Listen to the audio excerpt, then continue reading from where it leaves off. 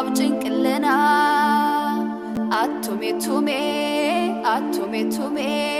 ጽባሕሎ ምዳበልኩም አይተታልሉና ክትከዱ ኢኹም ከም ዘይበሉና 50 ዓመትና ድሮ ዘይመለሱና ይኣክል ደጊም ይኾኖ ካብዝ ንላዕሊ ይኾኖ ይኣክል ልማኖ። ውድ የመርሃ ግብራችን ተከታታዮች ጤና ይስጥልን። በብልጽግና ፓርቲ አማካኝነት የተሸረበው ሴራ የሰሜን ህዝብ ላይ ተፈጻሚ ከሆነ እነሆ ዛሬ ላይ 4ኛ ዓመቱን አገባዶ ወደ 5ኛ ዓመቱ እየተንደረደረ ይገኛል። በተለይም የትግራይና የአማራን ህዝብ በአስተዳደር ወሰንና በመሰል የውሸት ፈጠራ ትርክቶች አማካኝነት በመለየትና በማጣላት እንዲሁም ከሁለቱ ጠቅ የፖለቲካ ትርፍን አገኛለሁ ብሎ አስቀድሞ አቅዶ የተነሳው ጠቅላይ ሚኒስትሩና ቡድናቸው ለዚህ ተንኮልና ሴራቸው ማዕከል በሆነው ወልቃይትና ራያ ላይ በተቀናጀ እንዲሁም በዋናነት በመንግስት ድጋፍ ሰጭነት ጭምር ስለሚታገዘው የወንጀለኛ የቡድን ስብስብን አስመልክቶ ምንም እንኳን ዛሬ ላይ ከዚህ የወንጀለኛ መንግስት ጋር በማበር የሰሜን ህዝብ ላይ የዘመተ ቢሆንም ከዚህ በፊት ግን በነበረው አቋም በተለይም ወልቃይት ራያና ጸለምተን አስመልክቶ አቶ ኤርሚያስ ለገሰ በሆራይዘን ሚዲያ ላይ ቀርቦ ያጋለጠውን እውነት ይዘንላችሁ ቀርበናል። መልካም ቆይታ ይሆንላችሁ። 6 አባላት ያሉት ቲም ነው። ይሄ ቲም 6 እንትን አባላት ስልሽ ስታፍ እንትን ማለት ነው። ቲሞች አንደኛው የጎንደር አመራሮች የሆኑ የአማራ ብልጽግናዎች አሉበት። አንደኛው ቲም ይሄ የሚያንቀሳቅሰው በዋናነት ጎንደር ናቸው። የብልጽግና አመራሮች ናቸው። ሰው በደንብ እንዲይዝ ለምሳሌ ሰው እየጠቀስኩ ሄዳለሁ። አንደኛው አገኘው ተሻገር ያኔ የአማራ ክልል ፕሬዝዳንት ነበረ። በዛ ሰዓት አገኘው ተሻገር ይባላል። አሁን የፌዴሬሽን ምክር ቤት አፈ ጉባኤ ነው። ለምን ፌዴሬሽን ምክር ቤት እንደመጣ ጥያቄ ካለሽ በኋላ አነሳልሻለሁ። አንድ በይ። ሁለተኛ አለበል መላኩ የሚባል አሁን የኢንዱስትሪ ሚኒስትር ነው። የአማራ ብልጽግና ውስጥ ማለት ነው። ሶስተኛ የጎንደር ዞኖች የዞንና የወረዳ አመራሮች አሉ። ይሄ ቲም 1 የምትዩ ነው። በጋራ ያሉትን እየነገርኩሽ ነው። ሁለተኛው ቲም የጎንደር የአብን አመራሮች ናቸው። አብን የተቃዋሚ ፓርቲ የአማራ ብሔራዊ ንቅናቄ የሚሆን ለመክሰም ይሄድ ያለው። ከዚህ ውስጥ ደግሞ የጎንደር ተወላጆች የሆኑት ነው እዚህ ቲም ውስጥ ያሉት ጎንደር ስኳድ ውስጥ ያሉት እነ ጋሻው መርሻ ይባላል አንደኛው። አሁን ዛሬ አብይ አህመድ ስልጣን ሰጥቶት የፖስታ ቤት ድርጅት ምክትል ዳይሬክተር አድርጎታል። ጋሻው መርሻ ግን አብን ነው። ቃይር ምናምን የሚባል ሰው አለ፣ የቱሪዝም ምናምን የአማራ ክልል የቱሪዝም ቢሮ ኃላፊ አብን ነው። ሁለተኛው ቲም እሱ ነው። ሶስተኛው ቲም የወልቃይት አስመላሽ ኮሚቴ የሚባለው አሁን እዚህ ጋር ማን ይመጣል ማለት ነው? ኮርኔል ደመቀ ዘውዱ የአስመላሽ ኮሚቴው ሰብሳቢ ነው። ኮርኔል ደመቀ ዘውዱ። አራተኛው ቲም ከአማራ ብልጽግና ጋር የተጠጉ ጋዜጠኞች፣ አክቲቪስቶች፣ አርቲስቶች ናቸው እዚህ ውስጥ ያሉ። ብዙ ጊዜ ስሙን ሰምተው እንኳን አላውቅም። አንድ ደህንነት ጽሕፈት ቤት ኢስንሳ ውስጥ የነበረ ጌታቸው ሽፈራው የሚባል ጋዜጠኛ አሁን ሸሽቶ እስራኤል እንደገባ ሰምቻለሁ። ሙሉዓለም ገብረመድህን የሚባል አርኪቴክታቸው ዋና ይሄ ጽሁፍ የሚጽፍላቸው ስትራቴጂስት ነው። ሙሉዓለም አውቀዋለሁ በቅርበት አውቀዋለሁ። ከኔ ጋርም ግንኙነት ነበረው። ሪፖርተር ምናምን ላይ ስለ ወልቃይት ከተነሳም አይ ዶንት ኖ ሪፖርተሮች ራሱ ሮጦ ሄደው ሙሉዓለምን ነው የሚያናግሩት። በዞኑ ትግራይ ነው መሰለኝ አባቱ ትግራይ ናቸው መሰለኝ። የሆነች ነገር ሲሆን የትግራይ ካብ እንትን ይመዙበታል። የሆነች ትንሽ ተሳሳተ ብለው ሲያስቡ ማለት ነው። ሙሉዓለም ገብረመድህን ይባላል። ይሄ አማራ ብልጽግና የተጠጉ ጋዜጠኞች፣ አክቲቪስቶች፣ አርቲስቶች ያሉበት ውጭ ሀገር ያሉ አርቲስቶችን ጨምሮ እነ ታማኝ በየነ ማለት ነው። እነ ታማኝ በየነ አርቲስቶች ነው ያልኩት እኔ በአርቲስቶች ይሄ አራተኛው ነው። አምስተኛው ዲያስፖራ ያሉ በጎንደር ዙሪያ የተሰባሰቡ ኤንጂኦዎች አሉ። ነን ገቨርንመንታል ኦርጋናይዜሽኖች አሉ። ቅድም እንዳልኩሽ ግፏን ምናምን በሚል የተሰባሰቡ ናቸው። ስድስተኛው የሰሊጥ ባለሀብቶች ናቸው እና እዚህ ውስጥ የአብይ አህመድ ባለቤትም አለችበት። ማናስማ ወይዘሮ ዝናሽ የምትባለው የአማች ፖለቲካ የሚባለው እዚህ ጋር ነው የሚመጣው። ይሄንን ቲም እንደ አንድ ቲም አስቢው። ከጦርነቱ በፊት የነበረ ቲም ነው እያልኩሽ ያለው። የትግራይ ጦርነት በፊት ይሄ ቲም ከማጋር ሴራ ይሰራል፣ ከማጋ ይዋዋላል። ከአብይ አህመድ ከሚመራው በወቅቱ የኦሮሞ ዴሞክራቲክ ፓርቲ ከኦህዴድ ወደ ኦዴፓ ከቀየረው አካል ጋር ይስማማል። አንድ ስምምነት ይስማማል። የሴራ ስምምነት ማለት ነው። ይሄ የሴራ ስምምነት ምንድነው? ከጦርነቱ በፊት ነው። ሰዎች በደንብ እንዲያሰምሩልኝ ነው እየተናገርኩ ያለሁት። ምንድነው የተስማሙት? ቅድም የጠቀስኩልሽ ስድስቱ አካላቶች ከኦህዴድ ወይም ኦዴፓ ማለት የአብይ አህመድ ሊቀመንበር የሆነበት ድርጅት ማለት ነው። በኋላ ላይ ፈርሶ ወደ ብልጽግና የተቀየረው ምንድነው የተስማሙት? ለነዚህ ለናገኘው ተሻገር በቃ አገኘው ተሻገር በሚል ያያዙልኝ፣ ኮሎኔል ደመቀ ቲም በሚል ያያዙልኝ ሰዎች ለነ ኮሎኔል ደመቀ ለናገኘው ተሻገር ጎንደርን ወልቃይትን ጨምሮ ራሱን የቻለ ክልል ሊያደርጉ የሆነ የአጥኚ ቡድን የሚል ኮሚሽን ነው ምናምን የሚባል ተቋቁሞ ነበረ። ታስታውሺ ከሆነ የማንነትና የምናምን ኮሚሽን የሚባል ተቋቁሞ ነበረ። በሱ ፕሮፖዛል እንዲመጣ እነ ዶክተር ዳኛቸው የሚባል ሰውዬ ሰምተሽ ከሆነ ዶክተር ዳኛቸው የሚባሉ ያለበት ማለት ዋነኛው የአብይ አህመድ አንዱ አለቅላቂ አድርባይ ዶክተር ዳኛቸው ይባላል እና ተሰራላቸው ሰውዬ ናቸው። የወይዘሮ ገነት ዘውዴ ወንድም ማለት ነው፣ የትምህርት ሚኒስትር የነበረችው።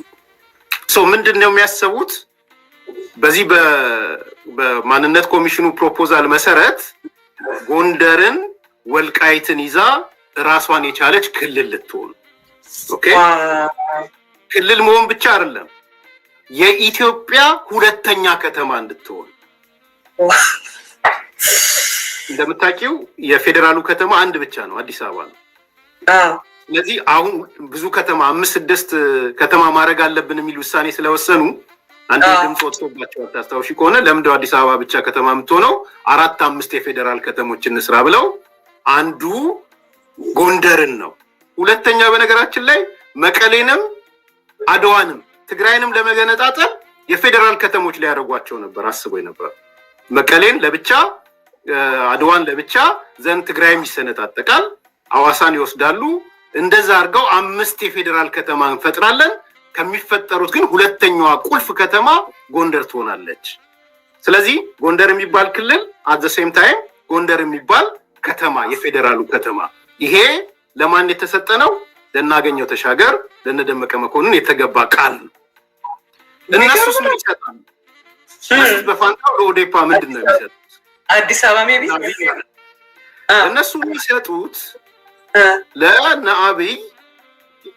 ምክንያቱም የአዴፓ አማራ ዲሞክራቲክ ፓርቲ ወይም ይሄ ቲም የአማራ ድርጅት ውስጥ የበላይነት ነበረው፣ ሄጂሞኒክ ነበረ፣ ተጽዕኖ አሳዳሪ ነው። እናገኘው ተሻገር ፕሬዚዳንት እስከመሆን ደርሰው። ስለዚህ ሌላውን የአማራ ፓርቲ አባላት አሳምነው አዲስ አበባን ለኦዴፓ ሊሰጡት ማለት ነው። ኦኬ፣ ጭቅጭቅ እንዳለ ታውቂያለሽ፣ የአዲስ አበባ ባለቤትነት። ስለዚህ የአማራ ብልጽግና ወይም ብልጽግና ሳይሆን ኦዴፓ በፊት አዴፓ ከወሰነ ኦዴፓ ከአዴፓ አገኘ ማለት ነው። ስለዚህ እነሱ የአዲስ አበባን ባለቤትነት ይሁንታ ለኦሮሞ ዴሞክራቲክ ፓርቲ ለአብይ ፓርቲ ሊሰጡት። እዚህ ጋር አንድ ኮንፊውዝ እንዲሆን የማልፈልገው ነገር አለ።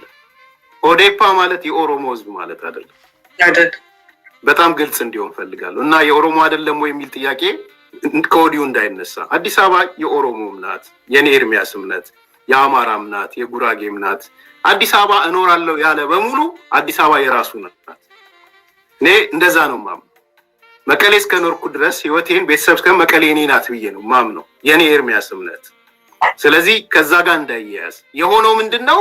ሪሶርስ ስለሆነ ጥያቄው እነሱ የአዲስ አበባን ሪሶርስ እንዲወስዱ ለእነ አብይ አህመድ ይሁንታ ሊሰጧቸው ይሄን ይስማማል።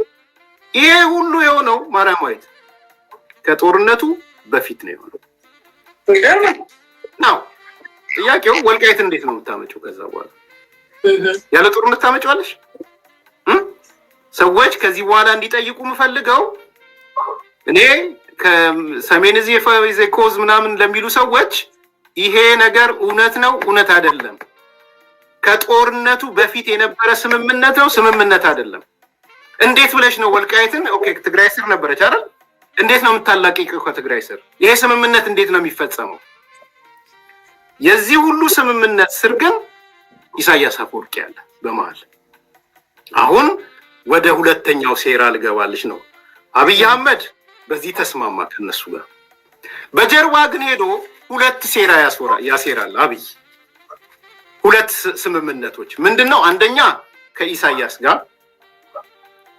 ሁለተኛ ከኤምሬት ጋር ያሴራል። በደንብ እንዴት ቁማሩን እንደበላቸው እየነገርኩሽ ነው። እነሱ ለጦርነቱ መጀመሪያ ጎንደርን እሰጣችኋለሁ፣ ወልቃይትን እሰጣችኋለሁ፣ ክልል ታደርጉታላችሁ፣ የኢትዮጵያ ከተማ ይሆናሉ ምናምን አላቸው። ይሄ ነገር ደግሞ ሳይወድ በግድ በጦርነት ነው የሚጀመረው የሚፈጸመው። ከጀርባ ይዞርና ከኢሳያስ ጋር ይስማማል። ከጀርባ ዞሮ ከኢሳያስ ጋር የተስማማው ምንድነው? እሱ ትግራይ ላይ ጦርነት እንደሚከፍት፣ ወልቃይትን እንደሚሰጠው ኦኬ ቢኮዝ እርሻ ይፈልጋል ኢሳያስ፣ ሲጅ ማድረግ ይፈልጋል፣ ትግራይን እንትን ማለት ምንድነው መዝጋት ይፈልጋል። ወልቃይትን ወሰደ ማለት ትግራይ ትዘጋለች። በዚህ አጋጣሚ ወደ ሱዳን መውጣት አይቻልም። ደን በፋንታው ደግሞ እሱ አሰብን ያገኛል። አብይ ዝም ብሎ አይደለም ሚሊኒየም አዳራሽ ላይ እኔና ኢሱ ስንደመር አሰብ እንሆናለን ያለው ከባዶ አምጥቶት አይደለም። እሱም ብቻ ሳይሆን የቀይ ባህር አጀንዳ ማለት የባህር አጀንዳ ሲያነሳ ምንድን ያለው? መሬትን በመስጠት አየር መንገድንም በመስጠት ቴሌንም በመስጠት መሬትን በመስጠት ያለው ወልቃይትን ነው። ለኤርትራም ለኢሳያስም ወልቃይት ይዜ ስትራቴጂክ መሬት ነው። ኮንትሮል አደረገ ማለት ሁለት ጥቅም ይኖረዋል። መሬት እርሻውን ያገኛል፣ ትግራይን ሲጅ ያደርጋል ወይም ይከባል ትግራይ። ኦኬ ስለዚህ አንዱ ስምምነት ይሄ ነው። በሱ ግን አላቆመም። ሌላ ሴራ ደግሞ አለው አብይ። ከማጋ ሴራ ሲሯል? ከኤምሬት ጋር ሲሯል። ከአረብ ኤምሬት ጋር ያሴረው ምንድነው? እንደምታውቂው አረቦች አፍሪካ ላይ ፎከስ አድርገዋል።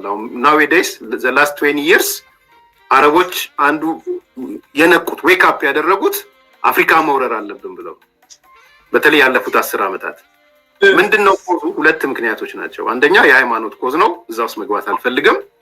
ሁለተኛው ኮዝ ግን የግብርና አደጋ እየመጣባቸው መሄዱን አወቁት። ኦኬ ቢኮዝ ብሩ ነው ያለው፣ ፔትሮሊየሙም ያው እንትን ነው ሪኖዌል አይደለም እያለቀ የሚሄድ ነው። ቴክኖሎጂያቸውን ትራንስፈር እያደረጉ ነው። እንደ ኤምሬት ለምሳሌ ወደ ቴክኖሎጂ ወደ ምናምን እየገባች ነው። ስቲል ግን መሬታቸው እህል አያበቅም። ስለዚህ የግብርና ሩጫ ላይ ነው ያሉት። አፍሪካ ካተኮሩት አንዷ ኢትዮጵያ ናት። ቀድማ ሳውዲ አረቢያ ገባች። እንደምታውቂው ሩዝና ምናምን ሳውዲ አረቢያ ነው። ኢትዮጵያ እየተራበች ሳውዲ አረቢያ ሲጓዝ የነበረበት ነው። የትልልቅ መሬቶችን ካራቱሪ ምናምን የህንድ መሬቶች ምናምን ትሰሚያቸው፣ የአላሙዲ መሬቶች የምትሰሚያቸው ከዛ ጋር የተሳሰሩ ናቸው። ቀጥላ ዌክ አፕ ያደረገችው ኤምሬት ናት። ኤምሬት ስትመጣ ኢትዮጵያ ውስጥ የግብርና መሬቶችን መቆጣጠር ፈለገች። ቢኮዝ በርካሽ ዋጋ እህሉን አግኝታ ለዜጎቿ መሰድ አለባት። ኤምሬት እህል አታመርትም። ስለዚህ አንዱ ደግሞ ምርት የሚመጣበት ለም ቦታ ወልቃይት ነው። ስንት ሰው እንደሚያውቃላቅም ኤምሬት ኢትዮጵያ ውስጥ ማዳበሪያ ሰብሲዳይዝ ታደርጋለች፣ ትደጉማለች ማዳበሪያ። ስለዚህ አብይ በአንድ በኩል ከነ አገኘሁ ተሻገር ጋር ውል ተዋውሏል፣ የጦርነት ፓክትና ትወስዳላችሁ ብሏል። በሌላ በኩል ከኢሳያስ ጋር ተስማምቷል። ጦርነቱ ሲያልቅ ወልቃይትን ወስጄ ሲጅ አድርጌ እሰጥሃለሁ ብሎታል። ከኤምሬት ጋር ተስማምቷል። ለመሬት ትፈልጋለች። እነዚህ ሶስት ነገሮችን ድምር የያዘ ጦርነት ነው የነበረው።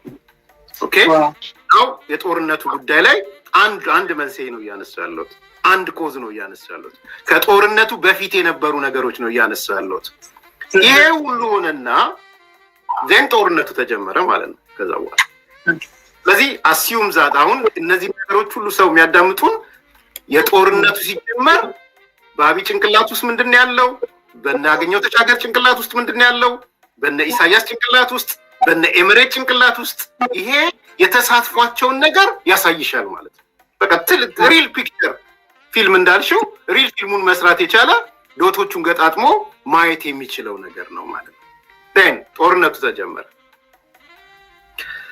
እንደተባለው መደረግ የነበረበት ተደርጎ ወልቃይትም ከትግራይ ቁጥጥር ወጣች ተቆጣጣ እና አገኘው ተሻገር ተቆጣጣች ኦኬ ያ ያልኩሽ ስኳድ ያልኩሽ ማለት ነው እና ኮሎኔል ደመቀ ተቆጣጠሩት ኮሎኔል ደመቀ አስተዳዳሪ አድርጎ መደበው ማለት ነው ማን የመደበው እናገኘው ተሻገር አየሽ እናገኘው ተሻገር ማለት የአማራ ብልጽግና የነበዋላ ብልጽግና ይሆኑ ማለት ነው ሶ ኮሎኔል ደመቀ የአማራ ብልጽግና ሹመኛ ነው ተሾመ እዛ አብይ ግን ያ ፕሮሚስ መስጠት አይችልም ያንን ፕሮሚስ ጀስት ያቺን የጦርነት ስቴፕ እስኪያልፍ ድረስ ነው እንጂ ወልቃይትም ሙሉ ለሙሉ ኩል ይላቸው አይችልም ለምን የኤርትራ ኬዝ አለበት ኤምሬት ኬዝ አለ ስለዚህ በአብይ ጭንቅላት ውስጥ ያለው ራሱ ወልቃይትን ለብቻ መውሰድ ነው ህልሙ ስለዚህ ምን ነገር ተነሳ መጀመሪያ በብልጽግና በራሱ ብልጽግና የሚባለው የኦሮሞ ብልጽግና የአማራ የሶማሌ የሲዳማ ቤኒሻንጉል ምትያቸው መደንገጥ ጀመሩ ነግርሻለሁ ከነ ማስረጃ ነው ምነግርሽ ጦርነቱ ሲቀጥል ቢኮዝ ወልቃይትን ተቆጣጠሩ አስተዳደር መሰረቱ ከዛ በኋላ መጀመሪያ በመደንገጥ ምን ሽኩቻ ይነሳል በብልጽግናው ሽኩቻ ይነሳል በቤኒሻንጉል ብልጽግና በሲዳማ ብልጽግና በኦሮሞ ብልጽግና በሶማሌ ብልጽግና ውስጥ ወዴት ነው ይሄ ጦርነት እየሄደ ያለው ቢኮዝ ሁለት ምክንያቶች ናቸው እዚህ ጋር አንደኛ የተነገራቸው እነሱ ጦርነቱ ህግ ማስከበር ነው የተነገራቸው ህግ ማስከበር ማለት የህወሓት ከሌ የሚባሉ አመራሮች እጃቸውን ከሰጡ ጦርነቱ ያልቃል ኤቭሪባዲ የሚለው ህግ ማስከበር ነበረች እንደምታውቁ ሳይውት ግን ህግ ማስከበር አይደለም መሬት ማውረድ ነው የግዛት ማስፋፋት ነው ያኔ ደነገጡ በተለይ ነምበር 1 ቤኒሻንጉል ጉሙዝ ደነገጠ መግለጫ ወጣ ወዲያው እኔ የምናገረው በመረጃና ማስረጃ ላይ ነው የምናገረው ቤኒሻንጉል ጉሙዝ ብልጽግና ደንግጦ መግለጫ ወጣ ምን መግለጫ ወጣ ይመስልሻል ጦርነቱ የግዛት ማስፋፋት ሳይሆን የህግ ማስከበር ነው የሚል መግለጫ ወጣ ቤኒሻንጉል ጉሙዝ ዋይ ቤኒሻንጉል ጉሙዝ በደንብ ሰው ያውቃል ያን ተከላላ ቀጠለና ሲዳማ ወጣ መግለጫ የሲዳማ ፓርቲ እንዴ እኛ የሰማነውና የምናውቀው ህግ ማስከበር እንጂ የግዛት ማስፋፋት አይደለም የሚል ደነገጡ ራሱ ሲዳማም ደነገጠ ቀጠሉና የመከላከያ ሚኒስትሩ መግለጫ ወጡ በወቅቱ የነበረው ሚኒስትር ምን ብሎ ወጣ በወቅቱ የነበረው ሚኒስትር ጦርነቱ የህግ ማስከበር እንጂ የግዛት ማስፋፋት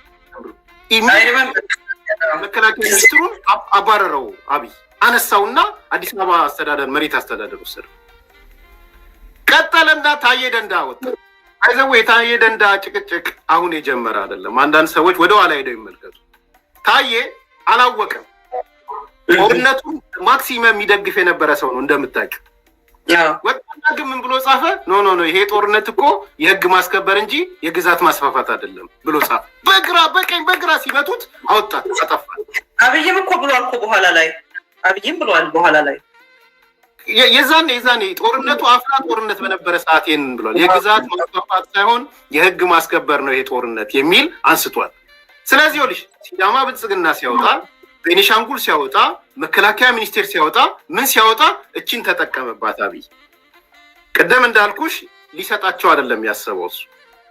ከዛ ምን አደረገ? በጀት ከለከላቸው። አሁን ስቶሪውን ሰው እየገጣጠመ እንዲያዩ ማለት ነው። ለወልቃይት አማራ ብልጽግና አስተዳደር መደበ። ማንን ብሎ? ኮሎኔል ደመቀ ዘውዱ ብሎ። አስተዳደር ቢመድብም ፌዴራል መንግስቱ በጀት አልመድብም ማለት በጀት አልመድብም ለወልቃይት ቢሉት ቢሰሩት ኖ ይሄ ከባድ ነገር ስለሆነ በጀት አልመድብም ያለው ያንን መሬት መስጠት ስለማይፈልግ ምን ይሆናል? ያ ቲም ይሰበሰባል። ቅድም ያልኩሽ 6 ቲም ማለት ነው። ይሰበሰብና ኦኬ አብይ አህመድ በጀት ከልክሎናል፣ ምን እናድርግ?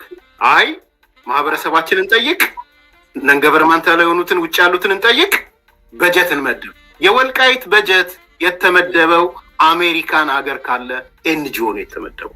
የአሜሪካ ቢያቅ ኤንጂኦን ብቻ ሳይሆን የኤንጂኦን ባለቤት ራሱ በቁጥጥር ስር የሚያውሉበት ቢኮዝ እንደዚህ አይነት ገንዘብ መድበሽ ሄደሽ በጀት አትመድቢም።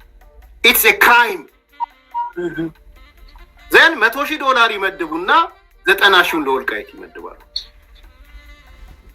ቢኮዝ አብይ አህመድ በጀት ከልክሏል። አልሰጥም በጀት አለ። በጀት አልሰጥም ሲላቸው እነሱ ተሰበሰቡና በቃ ከውጭ የሚገኘው እነማን ናቸው? እናገኘው ተሻገር ምናምን አለው ኮሚኒኬት አድርገው ከኤንጂኦ አሜሪካ ሀገር ከተመዘገበ ኤንጂኦ ገንዘብ ወሰዱ። ሉክ ደን ይሄ ነገር በሆነበት በጀት ተመድቦ ከዚህ ባለበት እዛ ኤንጂኦ ውስጥ የሚሰሩ ሰዎች አሁን ኤርሚያስ እንዴት አወክ ነው? ከዛ በኋላ መቼም አንቺ የምትጠይቂ ምቺኝ ፕሩፍ ማድረግ ስላለበት እዛ ኤንጂኦ ውስጥ የሚሰሩ ሰዎች በጣም በዚህ በአማራ ጉዳይ የሚቆረቆሩ ነበር። እኔን ኮንታክት ያደርጉኛል። በተለይ አንደኛው የዚህ የኦርቶዶክስ ጄኖሳይድ የሚል ሰምተሽ ታውቂያለሽ? የሆነ $400-300,000 ሰብስቦ የነበረ አብይን በጄኖሳይድ እንከሰዋለን የሚል የኦርቶዶክስ ጄኖሳይድ የሚባል ነበረ። እዛ ውስጥ ከነበሩት አንዱ እኔን ኮንታክት ያደርገኛል። ስም መጥቀስ አልፈልግም ለጊዜ። ኮንታክት ያደርገኝና እባክህ በአማራ ጉዳይ ችግሩ ስለገባን የህዝባዊ ኃይል ማደራጀት ስለፈለግን ዶክመንት እንደው ብታግዘን አለኝ። ቮለንተር ሆንኩኝ፣ አገዝኳቸው። ስትራቴጂክ ዶክመንት የሚባለውን አዘጋጀው። ውሸት እንዳይሉ ፍትህ መጽሔት ላይ ወጥቷል እኔ ያዘጋጀሁት ዶክመንት። ከዛ ከሰውየው ጋር ተቀራረበ። እንደውም ዘመነ ካሴ ምናምን የሚባለውን ያገኘሁት እኔ ነኝ። በቴሌኮንፈረንስ ምናምን ተገናኝተናል በዚህ በዶክመንቱ። ይሄ እንግዲህ የምልሽ ከ3 ዓመት 2 ዓመት ምናምን በፊት ያለ ስቶሪ ነው እንደነገርኩሽ ያለው። ከዛ ይሄ ሰውዬ ምን ይለኛል? አሁን ያልኩሽ የዚህ ኦርቶዶክስ ጄኖሳይድ ውስጥ ያለው እና ኤንጂኦ ውስጥ ቲም ያለ ኤንጂኦን ለቅቄ ወጣው። ለምንድን ነው ለቅቄ ወጣው? ጉድ ነው። ዶክመንቱን የስኳዱን ልላክልህ፣ የጎንደር ስኳድን ዶክመንት ላከልኝ፣ የስኳዱን ማለት ነው። ሁለተኛ በጀት አብይ አህመድ አልመድብም ብሎ እኔ ያለሁበት ኤንጂኦ ያለሁበት $100,000 መደበ። ነገ ከነገ ወዲያ እኔ ልጆች አለኝ፣ አደጋ ውስጥ ልገባ እችላለሁ። በዚህ ምክንያት ደሞም አላምንበትም። እሱ የጎንደር አካባቢ አይደለም፣ በቃ የሸዋ አካባቢ ነው። ግልጽ ማለት ይችላል። ስለዚህ እኔ ሪዛይን አድርጌ ወጥቻለሁ። ይሄን ያለ መደብ በጀት ተልኳል። ስለዚህ ራሴን ነፃ አድርጌያለሁ። እንግዲህ ማርያም ተመልከቺ፣ በአንድ በኩል ከዚህ ነው በጀት የተመደበው። ሁለተኛ ደረጃ ሪዛይን አድርገዋል እነዚህ ሰዎች። አሁን የነገርኩሽ ሰዎች ሪዛይን አድርገው የወጡ ነው። በዚህ መልኩ እየተንቀሳቀሱ ባለበት ሁኔታ ነው አብይ አህመድ መጣና አሁን 3 አማራጮች አሏል። የዚህ ስምምነቱ ከተፈረመ በኋላ የደቡብ አፍሪካው ማለት ነው። አንደኛ ተቃዋሚዎች ይመለሳሉ፣ ሁለተኛ አስተዳደር እንመሰርታለን። አሁን እንንተናን ዞር ሊያደርግ ማለት ነው እንደደመቀን፣ ሶስተኛ ሪፈረንደም እናካሂዳለን አለ። ከዛ ደግሞ እሱን ካለ በኋላ ሰሞኑን ደግሞ ሪፖርተር ላይ አይተሽ እንደሆነ ኖ እንደውም እኛ የምንፈልገው ራሱን የቻለ ክልል እንዲሆኑ ነው የምንፈልገው የሚል ምርጫ ይዞ መጣ። ስለዚህ ይሄ ሴራ ከጦርነቱ በፊት የተጠነሰሰ በጦርነቱ ሂደት የዳበረ በሂደት ደግሞ አንዱ አንዱን እየካደ የመጣበት ፕሮሰስ ነው።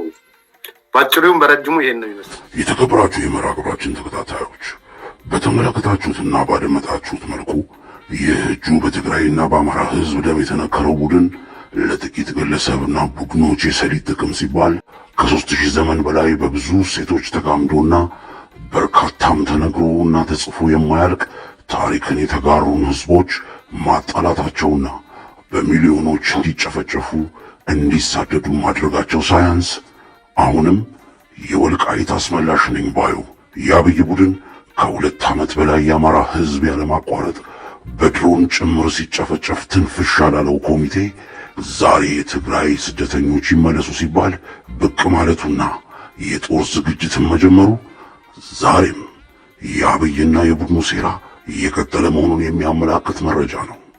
በመሆኑም ከምንም ጊዜ በላይ እነዚህን ወንጀለኞች እኛ ሰሜናውያን ልንታገላቸውና በተጀመረውም የአንድነት የጽምዶ ጉዞ ጥጋቸውን ማስያዝ አማራጭ የሌለው ወሳኝ ጉዳይ ነው በማለት የዛሬውን መርሃ ግብራችንን እዚህ ላይ እናጠናቅቃለን። ሰላም።